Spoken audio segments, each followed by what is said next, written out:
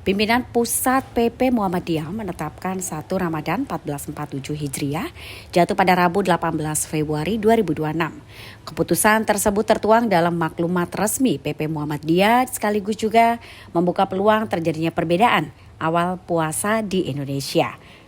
Mengingat pemerintah melalui Kementerian Agama masih akan menetapkan awal Ramadan melalui sidang isbat berdasarkan hasil Rukyatul Hilal.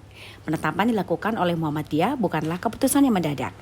Organisasi Islam modernis ini sejak lama menggunakan metode hisab hakiki wujudul hilal sebagai dasar untuk penentuan awal bulan Hijriah, termasuk juga Ramadan, Syawal, dan Zulhijjah. Metode ini menitikberatkan pada perhitungan astronomis untuk memastikan posisi bulan secara matematis tanpa menunggu hasil pengamatan langsung di lapangan. Untuk itu pakar Falak Muhammadiyah Arwin Juli Rahmadi Butar-Butar menjelaskan bahwa keputusan tersebut sudah melalui proses perhitungan astronomi yang cermat dan mengacu pada kriteria yang selama ini digunakan Muhammadiyah. Dan dalam metode wujudul hilal, awal bulan ditetapkan apabila pada saat matahari terbenam.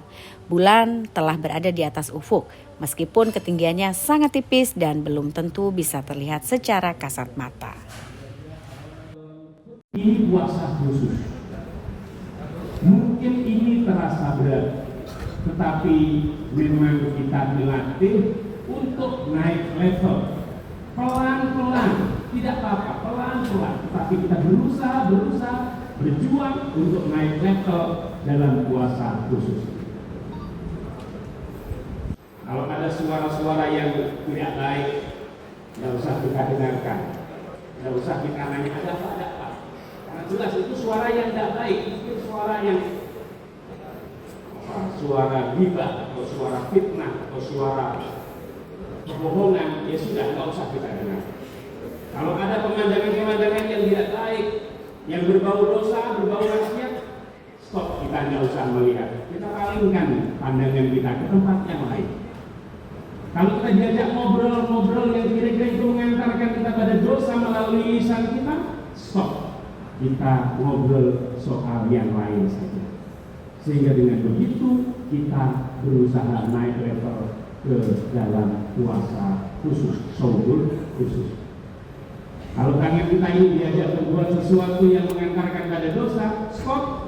Tangan kita istirahat, tidak mau lagi melakukan sesuatu yang dosa yang dilakukan oleh tangan kita.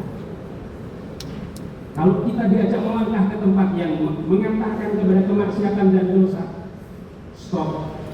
Mari kita belok ke tempat yang lain yang tidak mengandung dosa dan maksiat. Insya Allah dengan begitu kita bisa menapaki jenjang puasa shaul khusus.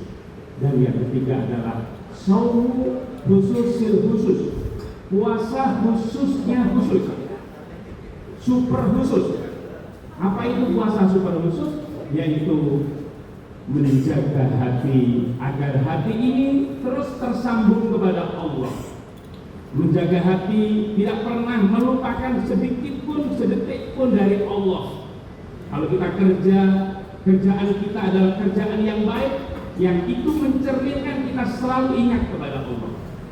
Kalau kita di jalan dengan baik, dan itu mencerminkan kita ini ingat Allah. Kalau kita dagang yang baik, dagang yang jujur, timbangannya yang baik, tidak ada curang, tidak ada kotor dalam menimbang, maka itu berarti kita sedang selalu menyambungkan hati dan pikiran kita kepada Allah. Ini shaul khusus, dan ini mungkin agak berat atau cukup berat. Maka mari kita terus berusaha menjaga puasa kita kualitasnya lebih baik, sehingga betul-betul kata Allah la'allakum tattaqun, agar kita semua menjadi orang-orang yang mawas diri, waspada, berhati-hati, memelihara diri, selalu menghadirkan Allah dalam setiap ruang, setiap waktu yang kita jalani. Allah bersama kita. Di mana-mana kita yakin Allah bersama kita. Kalau kita yakin Allah bersama kita, maka insya Allah kita selalu dibimbing oleh Allah. Jangan lupa subscribe ya.